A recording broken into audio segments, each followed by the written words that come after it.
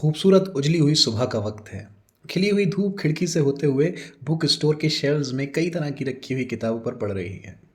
एक तकरीबन 16 से 17 साल का लड़का विजय स्टोर में साफ सफाई कर रहा है। तभी एक 60-65 साल के बुजुर्ग जिन्होंने सफ़ेद फ्रेंच कट दाढ़ी रखी हुई है स्टोर में एंटर करते हैं। विजय उन्हें देखकर कहता है, गुड मॉर्निंग अंकल। अंकल जवाब में कहते हैं, गुड मॉर्निंग। प्रभात कहाँ है? विजय, और कहाँ, वहीं कोने में बैठे लिख रहे हैं।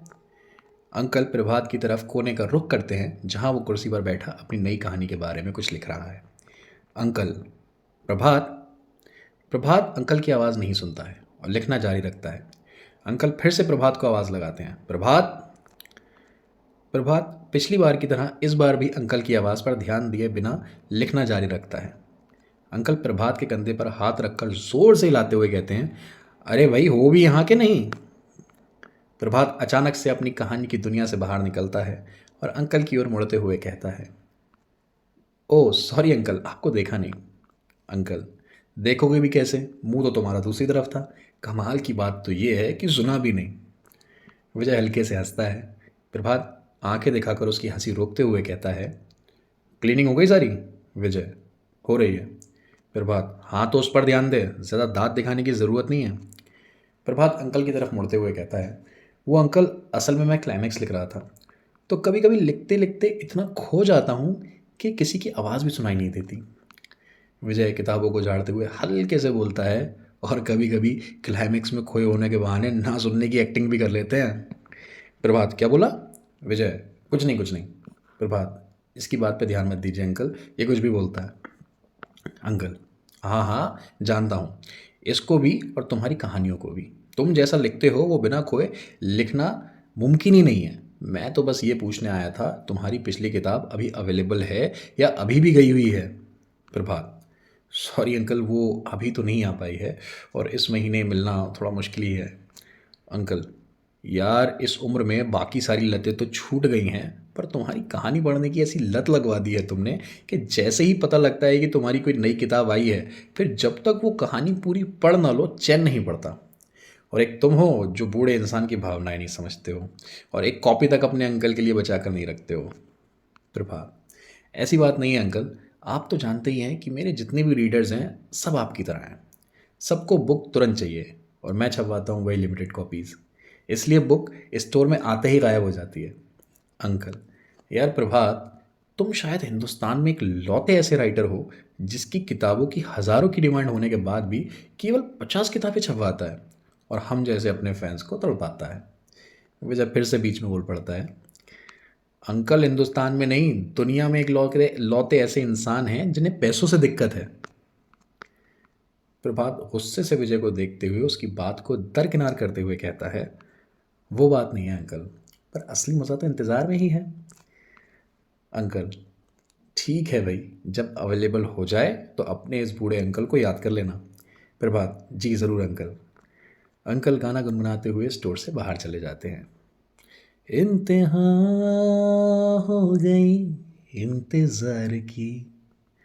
विजय प्रभात से पूछते हुए कहता है, आपको ज़्यादा किताबें छपवाकर ज़्यादा पैसे कमाने में क्या प्रॉब्लम है? प्रभात विजय को डांटते हुए रिप्लाई करता है, आपको मुंह बंद करके काम करने में क्या प्रॉब्लम है? कट टू बुक स्टोर के बाहर। एक 35-36 साल के आदमी अपने छोटे से बच्चे को स्कूल लेकर जा रहा है। बच्चा रोते हुए बिना मन के धीरे धीरे कदम बढ़ा रहा है। तभी एक शानदार लग्जरी गाड़ी रुकती है। गाड़ी में से एक मोटा सा अमीर दिखने वाला इंसान उतरता है, जो कि बॉलीवुड के बहुत फेमस डायरेक्टर विशाल कुमार का असिस्टेंट है। असिस्टेंट इस आदमी से थोड़ी रूड टोन में पूछता है, हे सुनो, ये प्रभात का स्टोर किधर है? बच्चे का पिता, देख बेटा, अगर स्कूल नहीं जाएगा तो यही हाल होगा तेरा भी। असिस्टेंट अजीब सा चेहरा बनाता है क्योंकि उसको समझ नहीं आया कि बच्चे का पिता क्या कहना चाहता है। बच्चे का पिता अपनी बात को बढ़ाते हुए कहता है, गाड़ी कितनी भी महंगी खरीद लेगा, लेकिन तेरे सामने बोर्ड पर बड़ा बड़ा लिखा होगा प्रभात बुक स्टोर, लेकिन तुझे किसी राह चलते इंसान को रोक कर पूछना पड़ेगा। ये कहकर वो अपने बेटे को लेकर स्कूल की ओर चल पड़ता है। असिस्टेंट, सीधे सीधे नहीं बता सकता था कि सामने है स्टोर? कमाल आदमी है। असिस्टेंट स्टोर में एंटर करता है जहां विजय कुर्सी पर बैठा अपना मोबाइल चला रहा है। असिस्टेंट थोड़ा रुआब दिखाते हुए बोलता है, ए छोटू, प्रभात बुक स्टोर यही है? विजय असिस्टेंट की तरफ देखते हुए कहता है, बाहर इतना बोर्ड, बड़ा बोर्ड नहीं पड़ा? असिस्टेंट को यह सुनकर काफ़ी इरिटेशन होती है, क्योंकि बाहर मिले इंसान ने भी कुछ ऐसा ही जवाब दिया था। असिस्टेंट विजय को एक किताब दिखाते हुए कहता है, ये किताब प्रभात ने लिखी है? विजय, बुक पर नीचे नाम नहीं दिख रहा, प्रभात कुमार। असिस्टेंट, इस शहर के लोगों की प्रॉब्लम क्या है? तुम लोग सीधा जवाब नहीं दे सकते? विजय, यहाँ लोग एटीट्यूड का जवाब एटीट्यूड से देना जानते हैं। Assistant, illiterate people. विजय को गुस्सा आ जाता है। विजय, क्या बोला? असिस्टेंट, लीव इट, तुम्हें समझ नहीं आएगा। विजय, ए uncle, I can tell English, you know, east और west, India is the best. When you speak I crack, when I speak you no crack, that's why Simon go back. Assistant ये सुनकर confuse सा हो जाता है। Assistant, ठीक है, प्रभात को बुलाओ जरा। बॉय, प्रभात सर नहीं है अभी। असिस्टेंट, नहीं है मतलब? नहीं है का मतलब समझ नहीं आता? Because of food he is no more. Assistant shock होते हुए कहता है, मतलब भूख से मर गया? विजय, ये पागल आदमी खाना खाने घर गए हैं। Assistant, my goodness, these are crazy people. Vijay, फिर इंग्लिश बोल रहा है? ऐसे नहीं मानेगा, लगता है और इंग्लिश बोल के सुनानी पड़ेगी। असिस्टेंट, नहीं नहीं, और इंग्लिश नहीं please. Okay fine, I am sorry. उसे एहसास होता है, फिर इंग्लिश बोल दी। असिस्टेंट, नहीं नहीं, मुझसे गलती हो गई, अब से हम हिंदी में ही बात करेंगे। विजय, आप आया ना लाइन पे, अच्छे अच्छे अपने सामने हिंदी बोलने लगते हैं। अभी बोलो क्या काम है। असिस्टेंट, कैन यू प्लीज़, अपने आप को करेक्ट करते हुए बोलता है, मेरा मतलब है क्या आप कृपया करके प्रभात जी को कॉल करके बुला देंगे। विजय, मैं नहीं कर सकता, फालतू फ़ोन करने पर डांटते हैं। असिस्टेंट, आज नहीं डांटेगा वो तुमको, फ़ोन करके बोलो उसको, आज उसकी ज़िंदगी का सबसे अच्छा दिन है, आज उसकी तकदीर बदलने वाली है। विजय, कोई अच्छा डॉक्टर मिल गया है क्या? असिस्टेंट हंसता है और काफ़ी एटीट्यूड में रिप्लाई करता है, मैं इंडिया के सबसे बड़े डायरेक्टर विशाल कुमार का असिस्टेंट हूँ। विशाल सर को तुम्हारे प्रभात साहब की कहानी बहुत पसंद आई है, वो इस पर पिक्चर बनाना चाहते हैं। विजय, ओ, पिक्चर बनानी है? असिस्टेंट, जल्दी बुलाओ, आज प्रभात की ज़िंदगी का सबसे अच्छा दिन है। विजय, उनका दिन अच्छा नहीं है, आपका दिन खराब है। असिस्टेंट, मतलब? बॉय, मतलब प्रभात सर को पिक्चर बनाने में कोई इंटरेस्ट नहीं है। असिस्टेंट को लगता है कि लड़के को समझ नहीं आया कि आखिर वो है कौन और विशाल कुमार कितना बड़ा आदमी है। असिस्टेंट थोड़ा इरिटेट होते हुए कहता है, असिस्टेंट, तुम नंबर बोलो प्रभात का। थोड़ी हल्की आवाज़ में आगे कहता है, साला चाय से ज़्यादा केतली गर्म है। विजय अपने मोबाइल पर नंबर डायल करते हुए बोलता है, नंबर देने को मना किया है किसी को, लो मेरे फ़ोन से बात कर लो। असिस्टेंट विजय से फ़ोन लेता है। असिस्टेंट ऑन फ़ोन, हेलो, प्रभात जी बोल रहे हैं? प्रभात ऑन फ़ोन, हाँ बोल रहा हूँ। असिस्टेंट, आपने डायरेक्टर विशाल कुमार का नाम सुना है? प्रभात, हाँ, उन्हें कौन नहीं जानता है। यह सुनकर असिस्टेंट का आत्मविश्वास काफ़ी बढ़ जाता है और विजय को एक घमंड से भरी स्माइल पास करते हुए फ़ोन पर बोलता है, विशाल सर को आपकी लिखी हुई कहानी बहुत पसंद आई है, वो इस पर एक बहुत बड़ी फिल्म बनाना चाहते हैं, तो कब की मीटिंग फिक्स कर दूं आपकी विशाल सर के साथ? Prabhat, sorry, not interested. Assistant, not interested मतलब? प्रभात, नॉट इंटरेस्टेड का मतलब नॉट इंटरेस्टेड ही होता है। असिस्टेंट, एक बार बताइए तो कितने रुपए चाहिए आपको? प्रभात, बोला ना नॉट इंटरेस्टेड। फ़ोन कट जाता है। असिस्टेंट, जो कि अभी तक रुआब दिखाना चाह रहा था, अब शर्मिंदगी महसूस करते हुए बोलता है, साला इस शहर में सारे ही पागल रहते हैं क्या? विजय मजाक उड़ाते हुए बोलता है, हो गया ज़िंदगी का सबसे अच्छा दिन। असिस्टेंट गुस्से में स्टोर से बाहर निकल जाता है। विजय पीछे से चढ़ाने के लिए आवाज़ लगाता है, good day sir. Cut to अगले दिन डायरेक्टर विशाल कुमार के ऑफिस में। विशाल कुमार अपनी चेयर पर बैठकर कुछ पेपर्स पढ़ रहा है, शायद वो स्क्रिप्ट्स हैं। तभी असिस्टेंट एंटर करता है। Assistant, good morning sir. Vishal Kumar script पढ़ते हुए ही रिप्लाई करता है, good morning. Assistant, sir, Prabhat Kumar से बात हो गई है। विशाल कुमार स्क्रिप्ट पढ़ते पढ़ते कहता है, दैट्स ग्रेट, मीटिंग कब है? असिस्टेंट, कैसी मीटिंग सर? विशाल कुमार, अरे प्रभात से मीटिंग कब रखी है? असिस्टेंट, सर उसने मना कर दिया, ही इज़ नॉट इंटरेस्टेड। ये सुनकर विशाल कुमार स्क्रिप्ट पढ़ना बंद कर देता है और पेपर्स टेबल पर रखते हुए कहता है, नॉट इंटरेस्टेड मतलब? असिस्टेंट, नॉट इंटरेस्टेड का मतलब नॉट इंटरेस्टेड ही होता है। विशाल कुमार को असिस्टेंट का ये जवाब काफ़ी रूड लगता है और इस पे काफ़ी गुस्सा आता है, पर इससे पहले विशाल कुमार कुछ बोले, असिस्टेंट खुद को करेक्ट करते हुए बोलता है, ऐसा उसने बोला सर, उसने। विशाल कुमार, तुमने बताया नहीं तुम किसके असिस्टेंट हो? असिस्टेंट, जी सर बताया। विशाल कुमार, तो वो the most famous Vishal Kumar को नहीं जानता? असिस्टेंट, जानता है सर, इनफैक्ट वो तो कह रहा था कि आपको कौन नहीं जानता है। विशाल कुमार को ये सुन के अच्छा लगता है। विशाल कुमार, ऐसा कहा उसने? असिस्टेंट, जी सर। विशाल कुमार, और क्या कहा? Assistant, not interested. Vishal Kumar कुछ सेकंड सोचने के बाद जोरों से हंसता है। असिस्टेंट, क्या हुआ सर? विशाल कुमार, अरे इडियट, वो विश्वास ही नहीं कर पाया कि द विशाल कुमार ने खुद उसे कांटेक्ट करने की कोशिश की। असिस्टेंट, मतलब? विशाल कुमार, अरे उसे लगा कि शायद कोई उसके साथ प्रैंक कर रहा है। यह सुनकर असिस्टेंट कंफ्यूज हो जाता है। विशाल अपनी बात को आगे बढ़ाते हुए कहता है, कल का क्या शेड्यूल है? असिस्टेंट, कल सर कुछ खास नहीं है। विशाल कुमार, एक काम करो, अरेंजमेंट्स करो, कल मैं पर्सनली मिलने जाऊंगा उसको। I want that story. Assistant बिना उत्सुक हुए, ओके सर। कट टू अगले दिन प्रभात के बुक स्टोर के बाहर एक बड़ी सी शानदार कार बुक स्टोर के बाहर आकर रुकती है। फ्रंट सीट से असिस्टेंट उतरता है। पीछे की सीट से विशाल कुमार का सर्वेंट उतरता है, जिसके हाथ में छाता है। वो छाता खोलता है, जिसके बाद विशाल कुमार गाड़ी की दूसरी तरफ से उतरते हैं। आदमी तुरंत विशाल कुमार को छाते से कवर करता है और तीनों लोग बुक स्टोर के अंदर जाते हैं। प्रभात के बुक स्टोर के अंदर विजय मोबाइल पर गेम खेल रहा है। असिस्टेंट विशाल कुमार से पहले स्टोर में घुसता है। विजय असिस्टेंट को देखते ही मोबाइल काउंटर पर रखते हुए कहता है, अरे भाई साहब यार, तुम फिर आ गए। निकलो यार तुम यहाँ से, पिछली बार तुम्हारी फ़ोन पर बात करवाने के चक्कर में बहुत डांट पड़ी। असिस्टेंट विजय की बात को इग्नोर करके गेट खोलते हुए कहता है, आइए सर। विजय, अजीब पागल आदमी है, मैं इसको भगा रहा हूँ, ये किसी और को बुला रहा है। विशाल कुमार स्टोर में एंटर करते हैं। विशाल कुमार को देखकर विजय चकित रह जाता है। विजय, विशाल सर आप? विशाल कुमार विजय को देखकर फैंस के अभिवादन के लिए दी जाने वाली स्माइल देते हुए पूछते हैं, can I meet mister Prabhat? Vijay, because of food he is no more. Vishal Kumar भी हैरान हो जाते हैं और अपने असिस्टेंट से पूछते हैं, what does he actually mean? Assistant, sir इसका मतलब है प्रभात खाना खाने घर गया है। असिस्टेंट विजय की ओर रुख करते हुए बोलता है, यह प्रभात हमेशा खाना ही खाता रहता है क्या? जब आओ खाना खाने गए हैं। विजय सरकेस्टिकली रिप्लाई करता है, नहीं, तुम लोग को देखकर अंदर छिप जाते हैं। यह प्रभात सर के खाना खाने का टाइम है। अब हर बार इसी टाइम आओगे तो हर बार खाना खाते ही मिलेंगे ना। विजय विशाल कुमार से मुखातिब होते हुए कहता है, क्या सर, आपने इतने बड़े डायरेक्टर होने के बाद इतना बेकार सा असिस्टेंट रखा हुआ है, कोई ढंग का ढूंढ लो। विशाल कुमार, हाँ मैं भी यही सोच रहा हूँ। अच्छा सुन ज़रा, अपने प्रभात सर को कॉल लगाना। विजय, आप तो महान इंसान हैं सर, इसकी जगह मुझे ही रखने का प्लान कर लिया। विशाल कुमार, मतलब?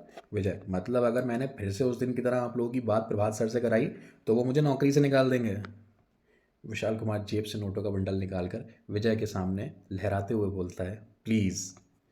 इससे पहले विजय कुछ समझ पाता, विशाल कुमार नोटों की गड्डी जेब में रखते हुए कहता है, अच्छा पैसे नहीं चाहिए तो एक काम करते हैं, तुम बात कराने के बदले मेरे साथ एक सेल्फी ले लो। विजय, पहले वाला ऑप्शन ज़्यादा बेटर था। ये सुनकर असिस्टेंट की हल्की सी हंसी छूट जाती है, जो विशाल कुमार के घूरने से तुरंत रुक जाती है। Assistant, sorry sir. Vishal Kumar जेब से दोबारा नोटों का बंडल निकालता है और विजय को दे देता है। विजय अपने फ़ोन में नंबर डायल करके विशाल कुमार को दे देता है। Vishal Kumar on phone, hello, क्या मेरी बात मिस्टर प्रभात कुमार से हो रही है? देखो प्रभात, मैं विशाल कुमार बोल रहा हूँ। मैं समझ सकता हूँ तुमको विश्वास नहीं हो रहा होगा। Hello, hello. असिस्टेंट, काट दिया। विशाल कुमार गुस्से से असिस्टेंट को घूरते हैं। असिस्टेंट, फ़ोन काट दिया सर, फ़ोन। विशाल कुमार को यकीन नहीं हो रहा है कि किस तरह एक छोटा सा राइटर विशाल कुमार के साथ ऐसा व्यवहार कर सकता है। विशाल कुमार, एक्चुअली उसको यकीन नहीं हो पा रहा है कि मैं खुद यहाँ आया हूँ। उसको लग रहा है शायद कोई उसके साथ मजाक कर रहा है। तुम एक काम करो, वीडियो कॉल करो। बॉय, सर अब पिटवा के ही मानोगे क्या? विशाल कुमार, विशाल कुमार के काफ़ी इंसिस्ट करने पर विजय मान जाता है। विजय, ठीक है, अब आप इतना कहते हो तो मैं ट्राई करता हूँ। थोड़ी देर कोशिश करने के बाद बॉय, पता नहीं क्यों वीडियो कॉल लग नहीं रही है, एक बार फिर से वॉइस कॉल करके देखता हूँ। विजय प्रभात का नंबर डायल करके फ़ोन स्पीकर पर डाल देता है। Computer voice, the number you are trying is switched off. Assistant धीरे से कहता है, करवा ली बेइज्जती? विशाल कुमार असिस्टेंट की तरफ देखता है। असिस्टेंट, वो मैं कह रहा था, चलें सर?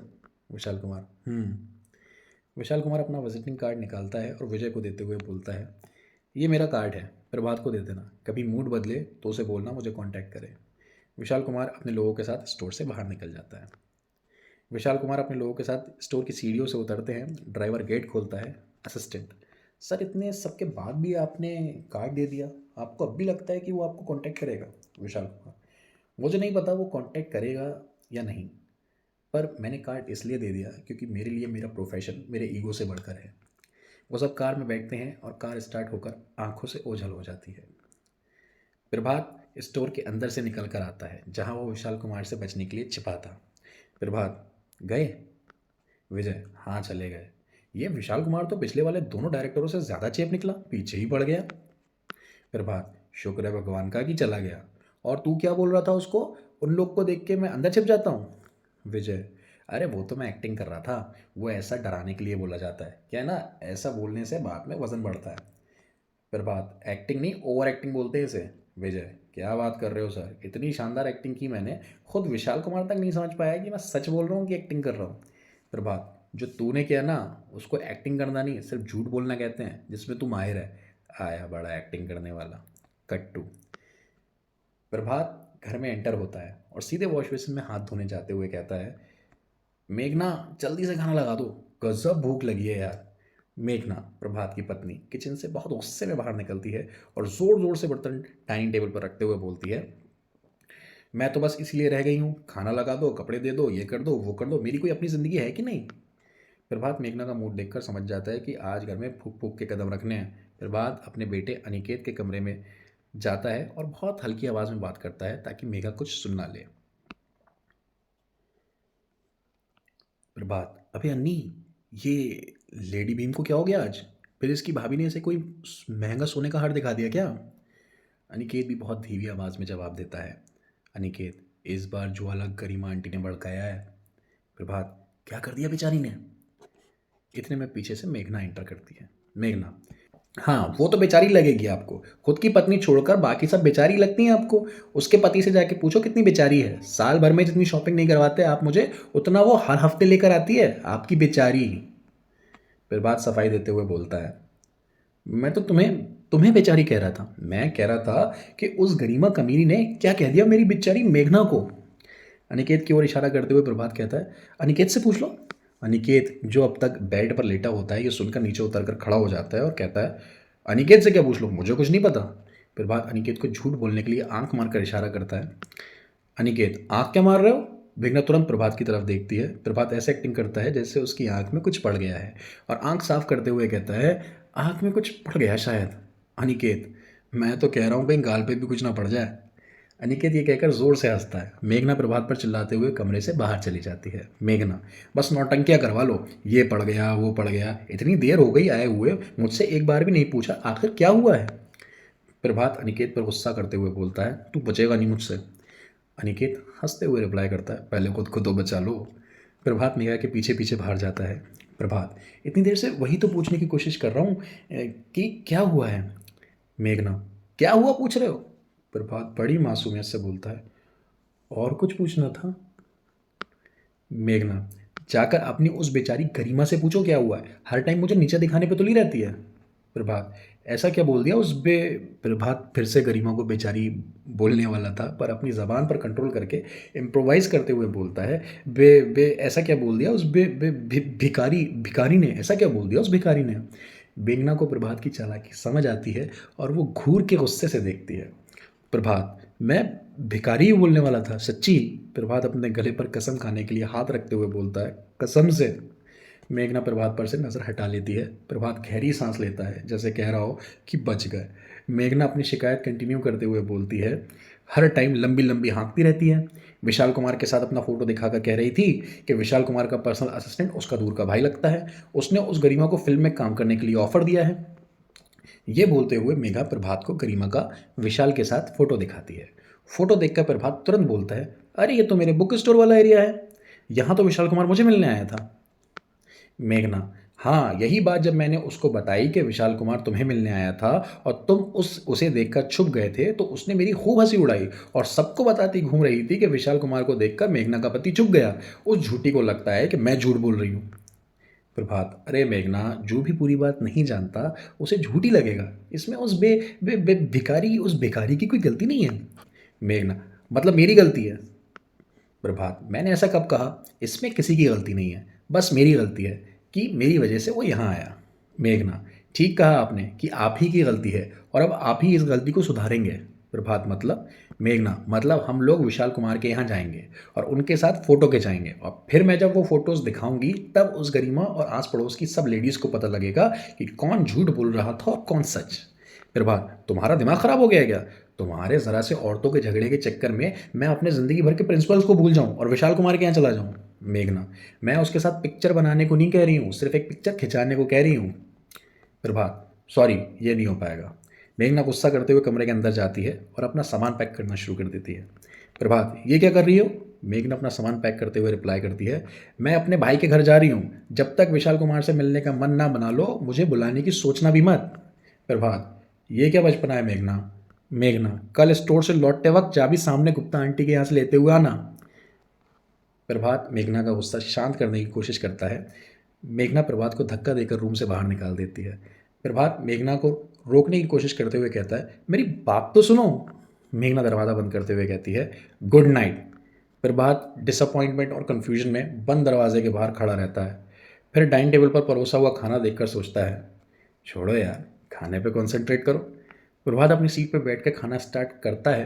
प्रभात ने सिर्फ पहला निवाला ही मुंह में डाला होता है कि इतने में मेघना दरवाज़ा खोलती है और प्रभात को खुशी से खाना एंजॉय करते हुए देखती है। मेघना ने अभी केवल आधा ही दरवाज़ा खोला हुआ है। प्रभात मेघना को देखकर खाना बंद कर देता है। मेघना का गुस्सा सातवें आसमान पर पहुंच जाता है और धाड़ से दरवाज़ा बंद करती है। प्रभात अपने ऊपर तरस खाते हुए अपना सर पकड़कर बैठ जाता है। Cut to. दोस्तों कहानी का असली मज़ा शुरू होगा अगले पार्ट से, जहां आपको बहुत सारी कॉमेडी के साथ साथ बहुत सारे ट्विस्ट एंड टर्न्स भी देखने को मिलेंगे। तो प्लीज़ दोस्तों कहानी पूरी सुनिए और फिर कमेंट करके बताइए कि आपको भी ये कहानी दृश्यम के लेवल की लगी या नहीं। तो मिलते हैं नेक्स्ट वीडियो में।